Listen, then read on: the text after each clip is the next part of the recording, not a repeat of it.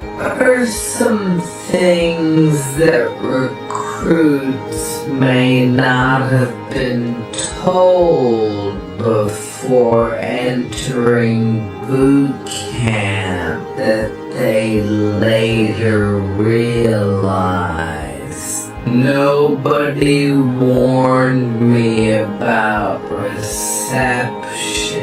In the Army, you don't get off the bus and jump straight into basic training.